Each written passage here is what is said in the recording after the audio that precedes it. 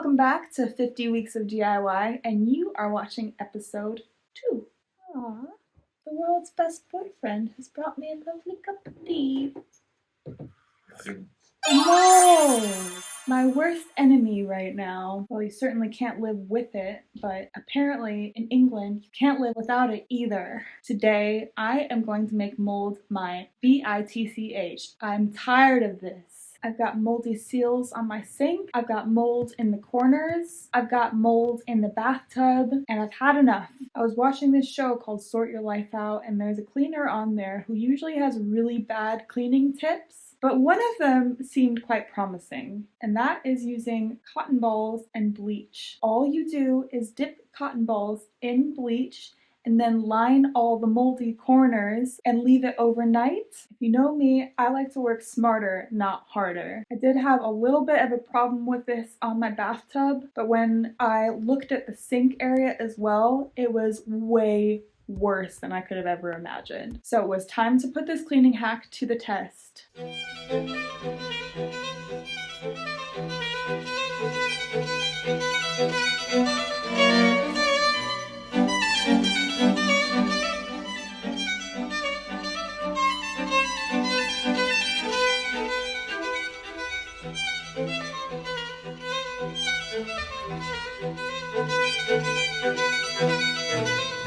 The results were incredible.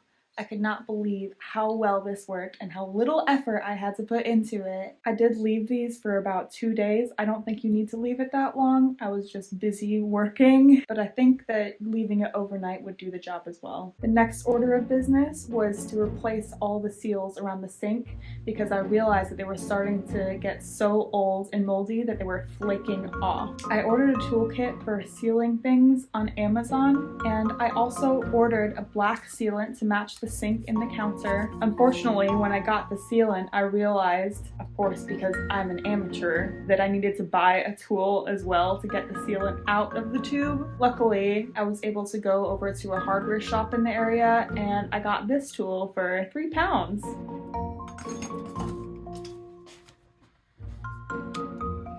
Keep in mind that I've never done this before, complete amateur, and I probably didn't read about this as much as I should have, but I did read that you need a clean, dry surface in order to reseal anything. So I had to get all of the old sealants off, and this was not fun, and it was a lot harder than I expected it to be. Because I had no idea what I was doing, I ended up scratching my counters with the tool, which is not good, but also not that noticeable, and I would rather have little scratches than moldy seals just flaking off whenever they want to. Limited research that I did do told me that you should use tape around these areas so that the sealant stays kind of in place and uniform. And before I got started, I wanted to make sure to give this a test run on a paper towel to see how the tool worked because I'd never used one before. It was really hard at first to figure out exactly how much sealant I needed to put on these corners. It did take me several tries, and luckily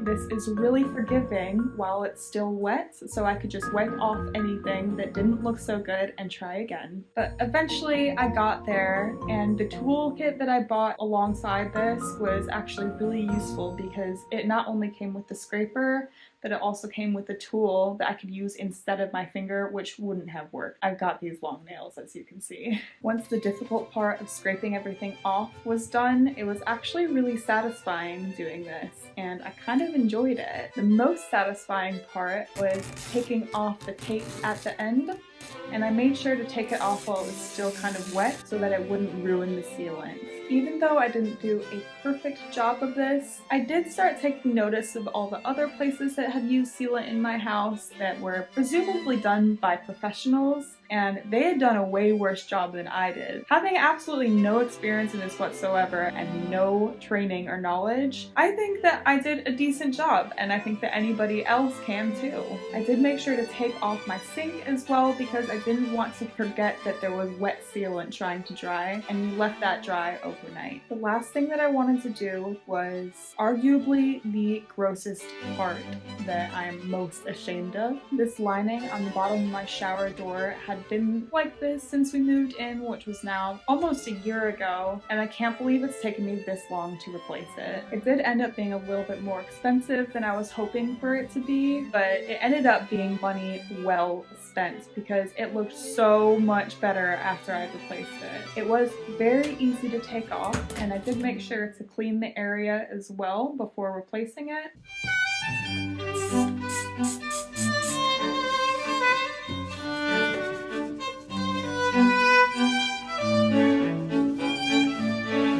I will say that putting the new one on was a little bit more challenging than I expected. It did take a couple of tries trying to get it on there.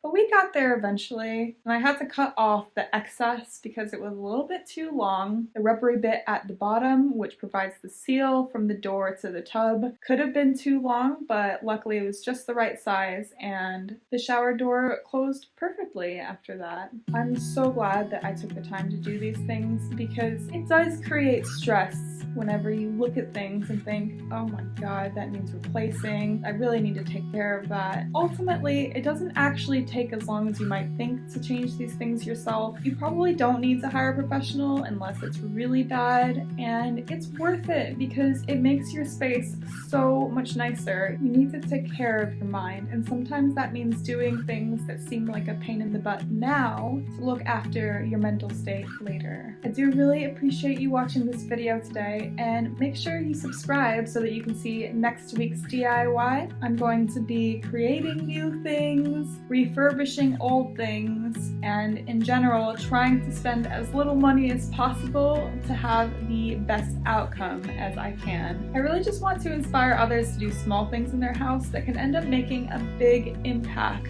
on the way that you feel when you're at home. If you've got any of your own DIY ideas, make sure to leave them in the comments because I've got quite a few ideas that are coming out in the next few weeks, but I also want to know what you guys are doing to level up your own home. And with that said, I will see you in the next one.